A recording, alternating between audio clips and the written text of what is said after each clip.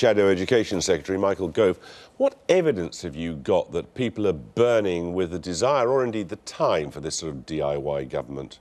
Well, I've been pleasantly surprised that there are a huge number of parents and teachers and others who are really interested in taking advantage of some of the greater freedoms that we want to give them in order to either set up or take over existing schools.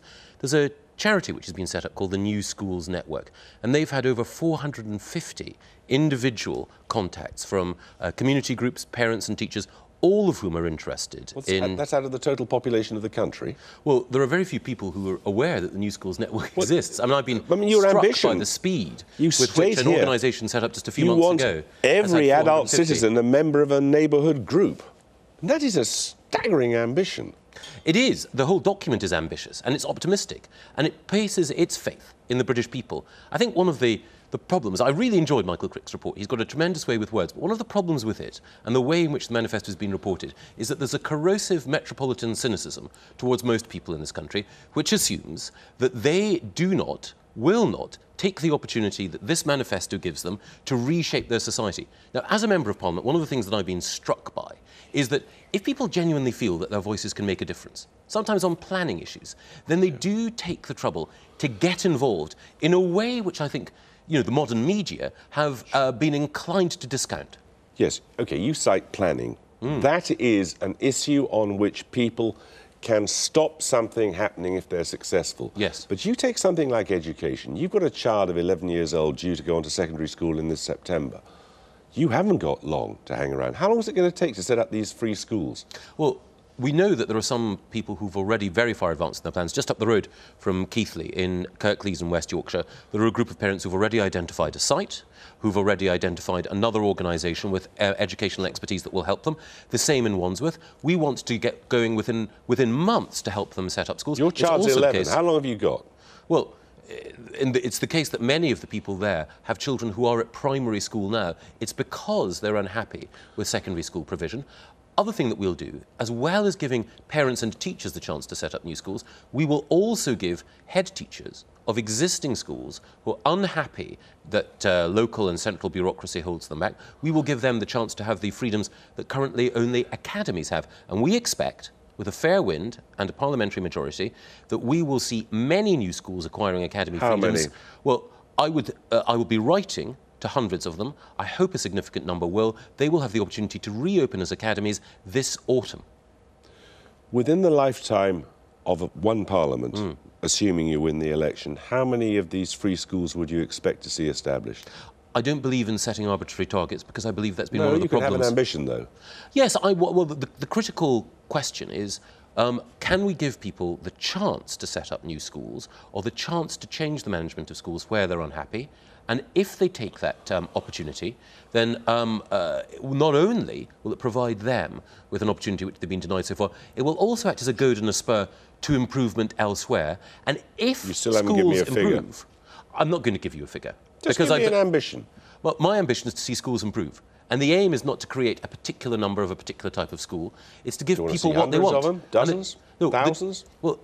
The difference between the approach that we've been imprisoned by for the last 40 years, which David Cameron talked about, and the approach that we take, is that governments sort of test their machismo by saying, you know, today, in a suitably Stalinist fashion, we have generated 300 new whatever.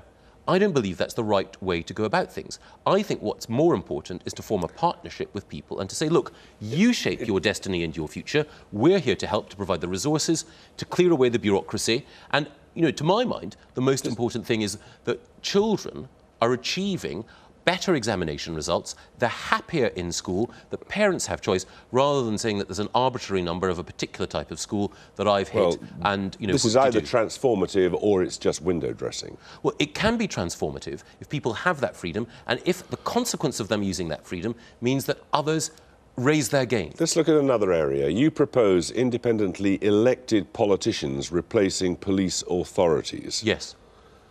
The Association of Chief Police Officers, Hugh Ward, says every professional bone in his body tells him that is a bad idea. Well, that's the authentic voice of vested interests throughout the ages. I think it's critically important that we ensure that our police are accountable. If you look at somewhere like New York... They are accountable. Not properly. If you look at someone like New York... You honestly believe that our police will behave better and perform better if they have to account to an elected politician? I believe that our police are doing a fantastic job, but they would do a better one if they were more accountable to the communities which they serve. But as you know, every bit of polling evidence suggests that when you ask people what are their priorities for policing, they are littering, they're teenagers hanging around on the streets, and they're vandalism. Yes, and what's wrong with that? Nothing's wrong with it, but if that is concentrated upon to the exclusion of terrorism, for example, special branch activity, serious crimes and the like, you've got a problem.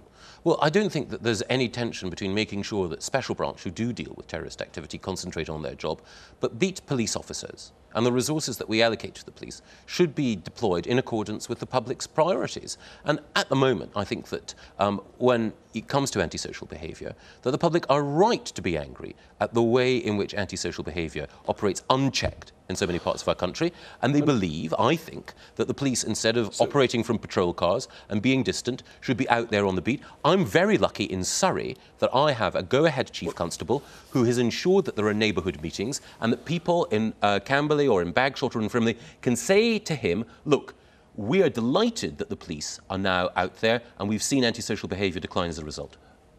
You say you're lucky with your police force in Surrey. Yes. That police force, under your arrangements, could decide, for example, to, I don't say they will, but they could decide to decriminalise cannabis. And right over the county boundary, they have a zero-tolerance policy. Now, this means you've got 43 different sets of priorities right across the country.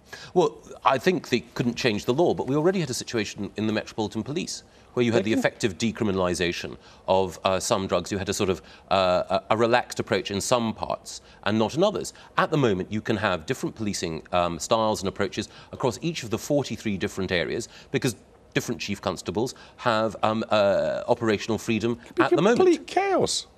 Well, the situation that I've just described is the situation you call chaos. It's the situation which prevails at the moment. I think your critical concern is if you give people a say, you'll have a variation in performance. But we already have that postcode lottery. We have it in schools, where we have the most segregated and stratified school system in the world. We have it with our police forces. We have some superb police forces, like Surrey's. And then we have some others which are underperforming and where the public in particular are in despair because antisocial behaviour is not being tackled properly. One other point. You propose giving people the right to hold a referendum if they're confronted with a rise in council tax they find unacceptable. A sufficient number of them. What is gained? I mean, people always will vote, almost always will vote for the lowest increase in taxes. What is gained by saddling a council with the expense of holding a referendum and spending 200,000 quid on it or something? It's a deterrent. If you know that you're going to have to put your council tax up to a referendum, then you will be a little bit more respectful of people's money. But then it's worth doing that at the rate of £200,000, £150,000 to hold a referendum in these pilot schemes. That's been the sort of figure.